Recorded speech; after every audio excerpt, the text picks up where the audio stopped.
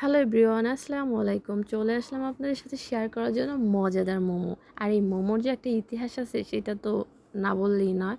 কারণ মোমো খাবো এটা ভাবতেছিলাম কিছুদিন যাবত। তারপর ভাবলাম তো নিজেরাই তৈরি করি। তৈরি করার জন্য সব কিছুই ঠিকঠাক করছিলাম। তারপর ভাবলাম এত কষ্ট করে বানাবো, যদি ভালো না হয় আর ভালো না লাগে তাহলে তো আমার কষ্টটাই বৃথা।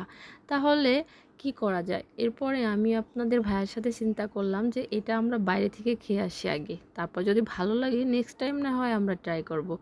তো যেই ভাবা সেই কাজ, চলে গেলাম বাইরে খাওয়ার জন্য। সেখান থেকে খাওয়ার পরে যা বুঝলাম যে না, সেই মজা, খাওয়া তো যেতেই পারে। কিনে আর কতগুলাই খাওয়া যায়, বানাই ইচ্ছা মতো খাবো। তারপর চলে আসলাম বাসায়। মাংস যেহেতু আমরা আগে থেকে রেডি করে রেখেছিলাম, এটাকে আমি এই কিমাটাকে এখন সুন্দর করে মানে ম্যারিনেট করতে হবে। এটার ভিতর আমি দিয়েছিলাম কাঁচামরিচ, তারপরে পেঁয়াজ কুচি, আর হলো সয়া সস, জিরা গুঁড়ো, তারপর আদা রসুন, সব কিছু সয়া সস দিয়ে আর রসুন দিয়ে আমি এটাকে সুন্দর করে ম্যারিনেট করে রেখে দেবো কিছুক্ষণের জন্য। আর আমার কাছে যেহেতু গাজর বা বাঁধাকপি দুইটার একটাও ছিল না, তার জন্য আমি শুধু মাংসের কিমাটাই নিয়েছি। আপনারা থাকলে নিয়ে নিতে পারেন, তাহলে একটু ভালো হবে পুরটা দিতে। তো যেহেতু প্রথম বানাবো, তারপর আমার ওই সাথে কিমাটা কমপ্লিট। এখন আমি ডোটা বানাবো। আর ডোটা বানানোর জন্য আমি ময়দা নিয়েছি, আর এখানে তেলটা একটু গরম করে নিয়েছি। এটা হলো আমার হাজবেন্ডের ইচ্ছা যে কাঁচা তেল দিলে যদি গন্ধ হয়, ওর যেরকম চিন্তা ভাবনা তাই দিয়েছিলাম। তো যাই হোক, আমার ডোটা কমপ্লিট। এখন আমি এটাকে ছুরির সাহায্যে কেটে কেটে পিস পিস করতেছিলাম ছোট ছোট করে। এখানে আপনারা দেখতেছেন একটু বেশ বড়, হ্যাঁ এটাও আমি ছোট করছিলাম।